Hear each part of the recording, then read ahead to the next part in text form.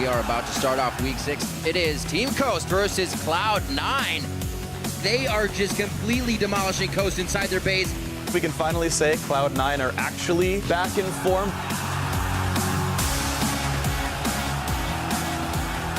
Was the Baron the wrong idea here for Impulse? It's gonna be game over! Team 8 pull the trigger! I don't even know what to say for this game. That's gonna be slicing Maelstrom flash forward. That's the quadra kill coming in. Team Liquid this game to get revenge on Gravity. We don't shake hands. Brothers got a hug. The hook! Oh my god, it caught Altec. That is their third kill this fight. A 28-minute crushing of Winterfox.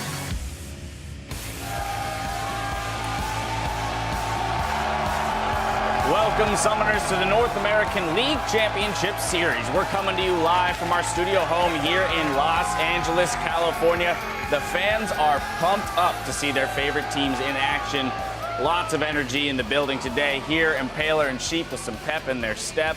And Cop and Bunny Fufu, well, they're squeezing in a little time on the Rift before their first match, Gravity versus Coast. Hello, I'm James Dash Patterson. Great to have you back with us for more of our spring split coverage. Here with me, though, I've got the resident league experts, Sam Kobe Hartman-Kensler, Aiden Zyrene Moon, and David Freak Turley Esquire. I like how when you say the experts, we don't include Jat. I think that's very accurate of you. Wow. Shots fired. Early in the day, shots fired. Jat's not even here to defend himself. That was That's really different if he is here. He's not even sick, but we need to bring back hashtag Save Jet. Yeah, save Jet, please, immediately, right now. Wow, all right. Well, hey, taking a look at the state of the NA LCS, and right now our top 3 teams, we've got TSM, CLG, and Cloud9, and they look to be playing in a league all of their own, to be honest. Yeah, they definitely look a step above everybody else, and thank God we're having some international competition very shortly, because these teams look good, but it's how good are they really? Because in comparison, they look great, but right now, we have a lot of questions, and we're looking for some answers, like how good is TSM and how good are Cloud9? We're going to find out shortly, and both these teams, thankfully, are hitting their stride at this point as well. Yeah, and it's really fun looking at these top 3 in general because they all actually win in different ways. They have different key strengths. So CLG, that we're not going to see at IEM, they have the best early game. And it's not just because of the laning phase, but it's because they make these crazy plays. The after move flash hook, because he recalled at level 2 and showed up mid. The rotational play, the lane swap play. CLG are the best team in the first 25 minutes. TSM have probably the best playmakers. They've got Bjergsen, and that pretty much sums it up all on his own. He's going to win his lane solo. He's going to roam to other lanes. He's the only player who makes that much pressure by himself. Then you've got Cloud9, who have probably the best late game in the LCS right now, at least the NA LCS, where their lanes are sometimes a bit sloppy, sometimes they get behind, but their split push pressure is really good. They have a really strong, dedicated mid to late game sort of goal, and it seems to always work for them. Yeah, the top 3 in North America right now are very clear. We do have that 4th place X-Curse Team Liquid, though. They really want to break into that top 3, but I actually think that they're a bit further down than the standings even indicate. Because you have to look at the actual gameplay within the games. And Team Liquid have been making so many late in the middle of the season rosters changes, and they've been swapping personnel around. It's been hard for them to actually remain consistent. Yeah, but they will have the opportunity to prove themselves and that they deserve to be in that top echelon of teams as they face off against CLG today. Yeah, I'm really excited to cast this game for CLG and Team Liquid because I really feel like CLG have the advantage in the early game, no matter how the lanes play out. In regular standard 2 versus 2 lanes, Keith down there will probably have trouble against Doublelift and Afromu. And then they also have a really big advantage if they pull lane swaps. So this is going to be a really big test for Team Liquid. If they can take down CLG, then we start giving them the credit to break into those top 3. Yeah, it'll be fun to see how they tackle the issue. Yesterday, you guys were flooding Twitter with hashtag LCSBIGPLAYS, and our first comes from Cloud9 versus Coast. At Solus Furry writes, the sneaky save on Lemon. Oh my God. Here's your number 3. They are just completely demolishing Coast inside their base. Chris now in the eyes of the team. He gnars out as Mash approaches. Hey! Is it going to be enough? Lemon Nation gets the summoner heal from Sneaky to save his life. And Cloud9 keeps everybody as they almost ace Coast inside the base. They're looking for the Nexus turrets. Yep, just more further proof that AD carries are the best players in League of Legends, and everyone should always bow down to their LCS big plays. Wow, Freak, he's on a power trip today. He's going hard, man. We got a long day ahead of us. Of course I'm on a power trip. I got a lightning bolt on my arm right now. Flashes up. Oh my goodness. All right. Well, then from Team Liquid versus Gravity, our next submission says, holy crap, that Quastra. Let's take a look.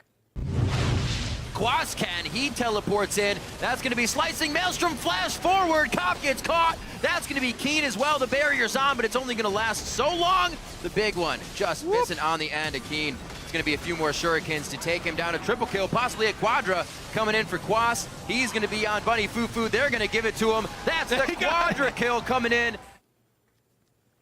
And speaking of Team Liquid, with all eyes towards their game versus CLG, Quas is going to be one of those guys that really, really pulls the team through the entire game. He's been carrying really hard from top. Yeah, that Kennen was exciting to watch, finally getting to see it in the NA LCS. And finally, at Nixon331 tweeted in, Afromu the God with the hook from nowhere. From CLG versus Winter Fox, here's your numero uno. He goes back to the mid lane. Pavelter, not level 6. The flash in by Link, a whole bunch of damage. Wow! He sees a Jarvan coming. He's like, okay, maybe. Getting knocked up is unfortunate. And as it's hitting, Afromu barely gets that hook by the minions as well. That's a level 2 Afro just showing up in mid lane with some god hooks. Yeah.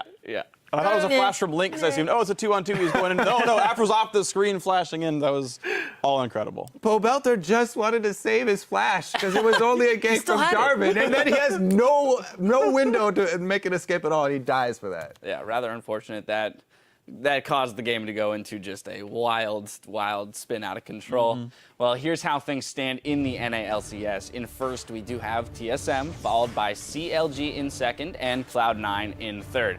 Team Liquid is in fourth, followed by a four-way tie for fifth place. Then we've got Team Dignitas sliding into ninth place, and once again, Coast is in 10th. Up first in our 5 matches today is Gravity versus Team Coast. Then Cloud9 will look to settle the score when they take on Winter Fox. After that, it's Team Impulse versus Team Solo Mid. Now switching gears for just a minute, in League of Legends, you never forget the champion that was your first main. So we caught up with some of the pros to see who holds a special place in their hearts. The first champion that I made was Ryze because Ryze was just like a face roll smash keyboard champ. My first main was Zinzel. I ran Exhaust Ignite and I went mid. I'll be completely fed or completely useless. Shaco was my first main. It was the first champion that I felt like I could beat anyone with. And there was a period where, like, just by being so good at the champion, I legitimately thought to myself, even if it wasn't true at the time, that I was like the best jungler in the world. Well, I think my first main was Brand. I liked him a lot. I actually read Reginald's guide on it, and I practiced that a lot, and I learned a lot about the game that way. This is actually kind of funny, because actually I made Andy level 1. Oh my god. I think I had a couple of mains, but I would say my first one was probably Irelia top lane. I thought she was a really fun champion to play, especially because you got the resets every time you lasted a minion with Q, so I thought it was fun just jumping around and the enemy was always confused. Who was my first main? Sion, easy. I can't speak for everyone, but personally I like to win League of Legends, so just playing AP Sion pretty much, I got to like the equivalent of Challenger today. My first main was Katarina when I first played, because she could make all these plays and like pentakill everyone in a team fight. When I actually like really started playing the game, I played Kennen. I would like farm with max range Qs and like ghost flash into the team and just like kill everybody with Kennen, like cause his ultimate was so ridiculous back then. The karate Kennen skin, by the way, that's the good one. Oh, I played Ezreal first just because I was an AD carry player. He's got like a really cool kit. You bounce around a lot, lots of skill shots, and I guess it kind of looks like me in a way. So yeah, Ezreal. I feel like getting into the game, you need that one champ that you always want to play to like bring you into it. In the first season, I had about 450 games, and my win rate was 83%. So yeah, that was my first champion, my first love. Yeah, the reason you had an 83% win rate is because Shaco was broken. Pre-season, you could be invisible literally the entire game if you wanted to, because the Q cooldown would go on cooldown when you use the spell, and you could just wait around invisible, stab somebody, and immediately use Q again. It really made for some really interesting mind games, though, because also in preseason, you could have mirror matches, and Shaco versus Shaco was probably the funnest thing about preseason. Well, what about you two guys? What were the first champions that you guys started with? So when I first started getting in the game, there were some tournaments that had already been played in like the beta. And so I looked at the post-game screenshots at like what AD carries the winning team was using, and I was like, oh, Tristana and Corki getting played a lot. I'm going to play a lot of Tristana and Corki. And yeah, I was a sheep. So you're a follower. Yeah.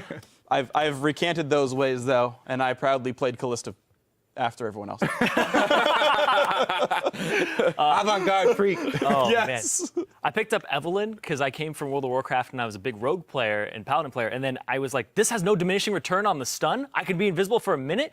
Was support Evelyn. And I'd roam middle and just stun people. And then I'd get enough gold to buy Sunfire capes. And I'd follow the jungler around and stand on top of him the entire time. Dear God, what a scumbag. All right, well, we want to hear about your early days with League. So in today's question of the day, we're asking, who was your first main and why do you love the champion? Send your answers to @LOLesports and use the hashtag LCS. We'll be highlighting a few of our favorites later in the show. But now, we're going to send it over to the guys at the caster desk to take us into game one.